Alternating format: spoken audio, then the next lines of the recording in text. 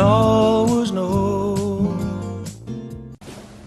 Hi, my name is Sue Skaskew with Vermont Volunteer Services for Animals Humane Society, and welcome to our show, For the Animals. Today we have a co-host, Adam Steinberg, who has been with us many times before, and I thought Adam would be the perfect one to speak with today on the topic. 18 myths, I don't know if we're going to get to all of them, about veganism and Judaism. I'm going to let Adam speak for 30 seconds. Give us a background of how you were raised Jewish and where you are now. Thanks, Sue. It's a pleasure to be here. As always, thank you.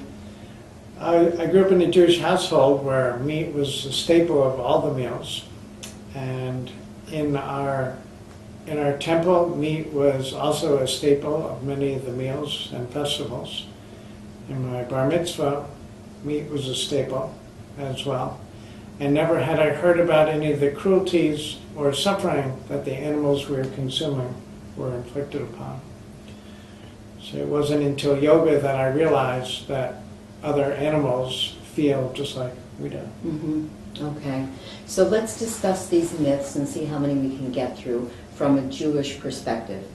Okay. The Torah teaches that humans are granted dominion over animals. That's in Genesis 1:26. Giving us a warrant to treat animals in any way we wish. How would you respond to that? Well, Jewish tradition interprets dominion as guardianship or stewardship. Meaning? Meaning we're called upon to be co-workers with God in improving the world. So we're supposed to embody that compassion. Dominion does not mean that people have the right to wantonly exploit animals. And it certainly does not permit us to breed animals and treat them as machines designed solely to meet human needs. There was something that we found in the Bible that this view is reinforced by the fact that immediately after God gave humankind dominion over the animals in Genesis 1:26, he prescribed vegetarian foods as a diet for humans. So I just want to read that. Again, Genesis 1:29. And it says, "And God said, Behold, I have given you every herb-bearing seed which is upon the face of all the earth, and every tree in which is the fruit of the tree yielding seed, to you it shall be for meat." It's almost as if we could close the book right now with regard to the issue, but there it says right there, the seeds shall be for meat, not animals. Okay. I have another question. The Torah teaches that only people are created in the divine image, meaning that God places far less value on the animals. How would you respond to that? I've never heard anywhere that God places less value on animals. I think they're sentient beings just like we are. Between every pair of eyes is the same awareness. We all experience life. Maybe we have different interactions, but we all have that same sense of awareness. It references Genesis 5.1, and I just wanted to read that quickly. This is the book of generations of Adam. In the day that God created man, in the likeness of God made he him. So, and nowhere does it say that animals shall be treated cruelly. In fact, so. Yes. There's Jewish sages that state to be created in the divine image means that people have the capacity to emulate the divine compassion for all creatures. Okay. As God is compassionate, they teach, so you should be compassionate. The golden rule. And I think that's, well, for almost every religion that I know, the golden rule is very out there in the forefront. Vegetarians' concern for animals and the refusal to treat animals cruelly does not mean that vegetarians regard animals being equal to people. My question is that there are many reasons for being vegetarian other than the consideration for animals, including concerns about health, ecological threats, and the plight of hungry people. What would you, as a Jewish man, say to that? Well, because humans are capable of imagination, rationality, empathy, and compassion and moral choice, We should strive to end the unbelievable cruel conditions under which we raise animals. Yeah. This is an issue of sensitivity, not an assertion of equality with the animal kingdom. And you know, Adam, it's not only human animals that are capable of sensitivity and cognitive thinking and emotions and compassion. Every animal that I know of has that ability. In fact, I watched a really good show on television not too long ago that apes, elephants, and crows have the ability to create tools and to use tools. And the crows, it was so fascinating, had the ability to craft a tool to get to point C. So in other words, it had a craft, it recognized the issue of getting food. So and then they took the tool to get the food and put it offside. So the crow had to fashion a tool with a hook to get the tool out of the cage, and then took it to get the food, to spear the food and pull it out. So it's cognitive thinking. So to think that animals are soulless creatures without the ability to think, to reason, it just doesn't, it's not true. It's crazy. So. It is crazy. Okay. Another myth. Vegetarian addresses the many problems related to human welfare. What would you say to that? Vegetarian diets are not only beneficial to animals, but they improve human health. They conserve food and other resources and put less strain on our endangered ecosystems. And I think that that's being brought out more and more as people realize that agriculture and agro is so immense in this world and tied up to billions and billions of dollars. And truly that's what's driving agriculture. It's not the welfare of animals. It's not the welfare of people. It's a money issue. Vegetarianism may be the most important action that one can take for global sustainability. Right. So basically, you cannot be an environmentalist as well as a carnivore. Well, I've also read in a couple different studies that methane gas produced by mass animals is one of the biggest reasons that we have the depletion of the ozone. And the factory farms of today are nothing like the raising of, not that I would like back then either, the raising of your backyard farm animals. It's a mass production now, where animals do suffer horrible, horrible fates.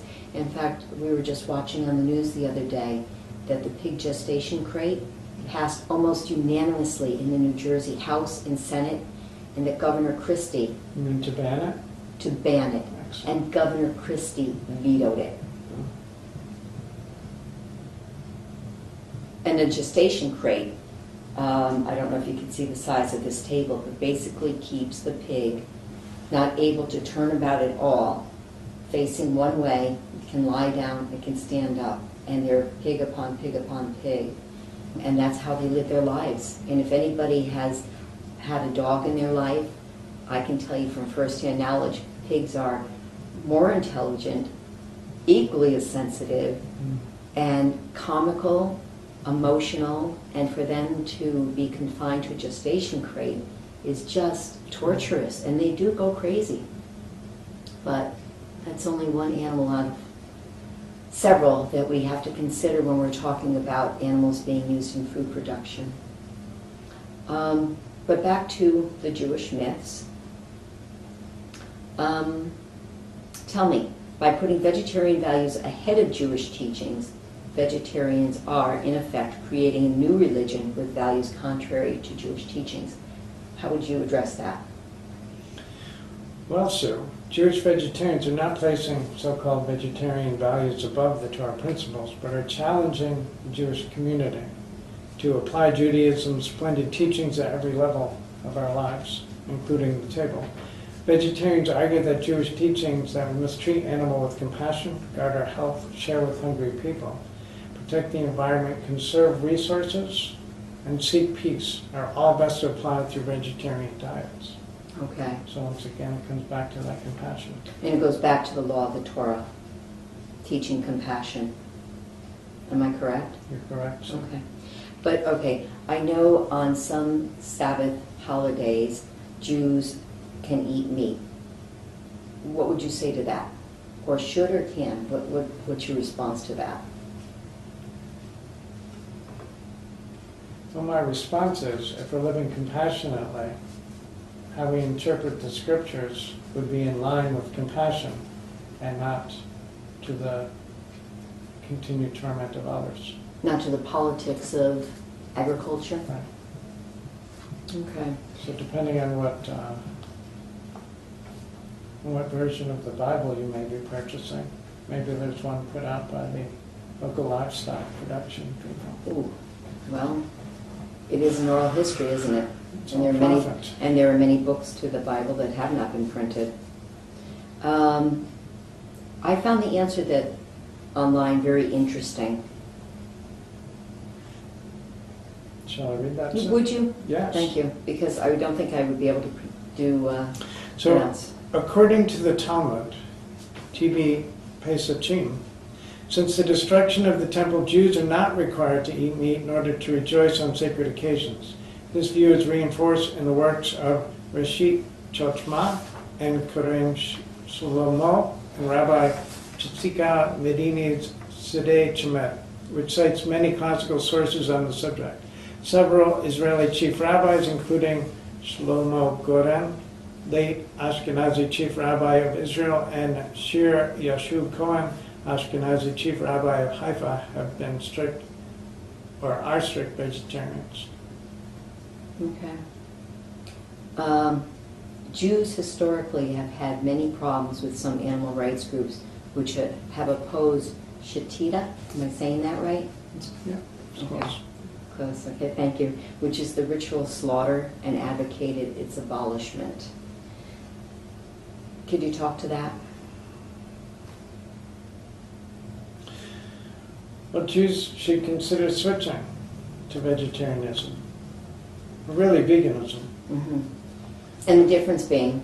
No animal products, so that's no eggs, no milk, and not even honey, really. Okay, talk to me about, some people just don't get the butter in the milk. Could you explain that? Well, the butter in the milk really supports the veal industry. Mm-hmm. So for someone to be a vegetarian and still consume dairy, they're really still supporting the slaughter of meat because of the veal that are slaughtered. We only get milk when the veals are crucified, so. Okay. So the babies are taken away from their mother. And they're stuck in those little crates for a couple months Yeah. and deprived of food and sunshine. So their body becomes without muscle, Right. anemic. Anemic. Thank you. Tough life for a baby, especially being taken away from the mother. That to me is so heartbreaking because a cow has every emotion that you do. When you lose your baby, it is devastating.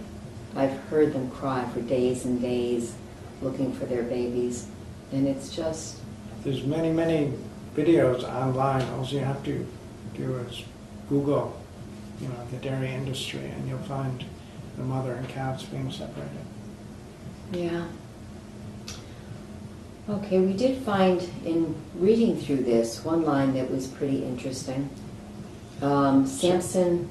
Raphael Hirsch stated, "Here you're faced with God's teaching, which obliges you to not only refrain from inflicting unnecessary pain on any animal, but to help, and when you can, to lessen the pain whenever you see an animal suffering, even through no fault of yours." So does that say to you, get involved? Am I reading? No, that says get involved for sure. Okay. Okay. Which is really the whole reason behind us doing For the Animals month after month, to encourage people to get involved, speak up. If you see a wrong, write it. Attempt to write it. We only have so many years on this planet, and we could make change. Change is being made now, and I think that's really good. I have many yoga students who've given up animal products. No kid. And tell me, Are they healthier? They're happier. Uh-huh. Physically, they look the same to me so far, but it's only some of them. It's only been months. And are they doing it for physical or spiritual or? They're doing it because it's right. Oh, good for you. I'm sure you as a teacher have a lot of influence, and that's awesome. That's good. I basically am teaching what's been passed to me through my teachers. I've heard Adam speak on so many different issues, especially yoga and his own history, and I really, really love to do a story about your evolution because it's fascinating. To where you are now. Maybe we'll do that sometime soon. Okay. With your busy schedule. Okay. Another myth. The restrictions of shechita minimize the pain for animals in slaughterhouse process and thus fulfillment of Jewish laws on the proper treatment of animals. I've got to say, and then I would like your comment, I don't think any animal even approaching a slaughterhouse doesn't know what's going on, and the sheer terror of that process, which it's about to experience, is something they inherently know. The smells, the screams, the... I've seen videos of kosher slaughterhouses, which some of them are actually more cruel than traditional slaughterhouses. Can you explain that to me? Is it basically a prayer over an animal, or does it minimize the pain? It didn't look like it. It looked like it maximized the pain.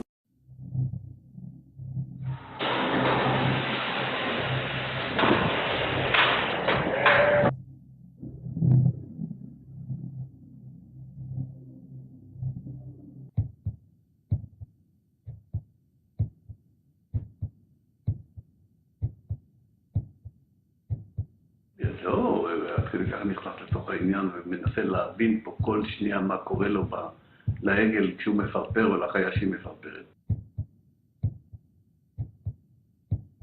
מספיק שאני בוחן את עצמי ואני מסוגל לראות את זה כל יום, זה כבר מספיק.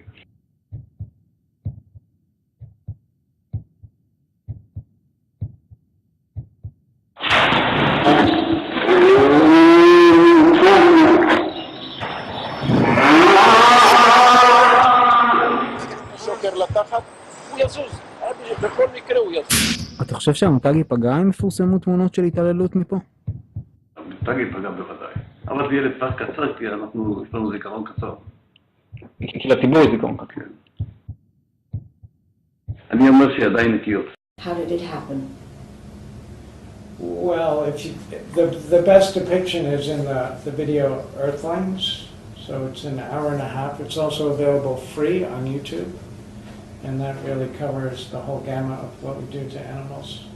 Both in the food trade as well as entertainment research, etc. But when you're saying that ballpark franks are kosher, I know, but what does that mean? What does kosher mean? I'm guessing that it's blessed. I mean, I grew up in a Jewish household, but some of the food we ate was kosher, some of it wasn't. Okay. So it really didn't carry a lot of weight in our house. Mm-hmm. I've been to other holiday celebrations where the families did keep kosher, but we still ate meat. Okay. It's still slaughtered beings, so I don't... Mm-hmm. Okay. How can you kill with kindness? Euthanasia, an animal when it's suffering and needs to be put out of its misery to help it transition to the next life. It's not slaughter. No. No. Okay. If Jews do not eat meat, they will be deprived of the opportunity to fulfill many commandments. That commandment is called? Mitzvah. Could you talk about that? It's actually contrary to that. So I'm pretty confident, as we've already read in parts of the Bible, that by not eating meat and showing compassion towards others, we're fulfilling the commandments. Okay. I know it talked about by abstaining from meat, that Jews would be able to reduce the chance of actually violating several prohibitions of the Torah, such as eating meat and milk. You're not supposed to do that at the same time, which was news to me. I didn't know that. Eating non-kosher animals and eating forbidden fats or blood. And then it went on to say there are other cases in the Torah where God wishes people to live in peace, but he provides commandments relating to war, knowing that human beings will still quarrel and see victories over others. Comments? I think it's quite a big task trying to read into what we think is God's will. I mean, if it's not love and compassion, it's basically not God's will. I think that that's the bottom line, Adam. And we all know it in our heart. I mean, there are a lot of great books you can read, but you can also know in your heart what's true. Absolutely. Okay, we have a couple more minutes left. Judaism teaches that it is wrong not to take advantage of the pleasurable things that God has put on earth. I should have brought some of my wheat meat with me that I have in the car, so it's delicious. I know it is. Say, Tim? I know. It has that meat-like consistency, Yeah. which we grew up on. And it's really just a habitual pattern we're looking to fulfill. I mean, if you smoke cigarettes long enough, eventually your body's going to want to keep smoking. Or Right. coffee the first time. It doesn't. Well- So, I mean, it's just something that's ingrained. So the word pleasurable, a lot of time, is just being indoctrinated. There are many other cases, so where Judaism, where actions that people may consider pleasurable are forbidden or discouraged, such as the use of tobacco, drinking liquor to excess, having sexual relations out of wedlock, and hunting. Okay. Another of the myths, a movement by Jews towards vegetarian would lead to less emphasis on dietary laws and eventually a disregard of these laws. I think that's quite the contrary. You know, we've already discussed in many ways that becoming vegetarian makes it easier and less expensive to observe the laws of, I'm sorry, how would you pronounce? Kashrut, Uh-huh. Okay. the dietary laws. Yeah. Okay. Here's something that I hear often, whether it's with regard to Judaism or whatever. Well, what's going to happen to, if everybody became vegetarian, what's going to happen to the butchers, the slaughterers, and other people dependent on a living for this sort of industry? And then they can grow vegetables. I mean, there's plenty of work. Right. You know, the same kind of question can be asked about other moral issues. What happens to arms merchants if we have universal peace? You can have more temples. What would happen to some doctors and nurses if people took better care of their health? You can be exercise instructors. Yeah, immoral or inefficient practices should not be supported because some people earn a living in the process. There are other jobs to do, and other jobs will always open up. Things can always evolve into a better, more peaceable kingdom. That's where we want to be, so. I'm waiting, but I think we can make it happen here. Okay, if everybody became vegetarian, animals would overrun the world. I've actually had people say that to me. But we're currently breeding them, so that's near impossible. And that's true. That's true. Most of the cows would never be here if we weren't sexually manipulating them all the time Yeah. to create millions more. Okay. Instead of advocating vegetarianism, we should alleviate the evils of factory farming so that animals are treated better, less grain is wasted, and less health-harming chemicals are used. Go ahead and address that. Well, if all the food that is fed to animals was fed to people, there'd be no starving people. Taking the politics out of the equation. Right. You're so right. And we've talked about this before. If you took 100 acres and you planted wheat, grain on it, you would feed X number of cows that would feed X number of people. If you took that same acreage and fed people directly, you would feed 100 Everyone. times more. Yeah. So really, it breaks my heart when I see Oxfam going into third world countries and introducing animals for slaughter, because we are destroying their populations. It's a calculated effort, and I think it's manipulation and it's worse. I believe it is. So Okay. what are we going to do? Well, we're going to have to continue this at another time unless you want to. No, it'll be my pleasure to come back soon. Okay. I thank you for sharing your thoughts, having grown up in a Jewish household. Is there anything else that you'd like to add before we close off? No, so smile at the next person you see. I like that. Adam, thank you very, very much. Thanks, so. And thank you for watching For the Animals. Thanks. Okay.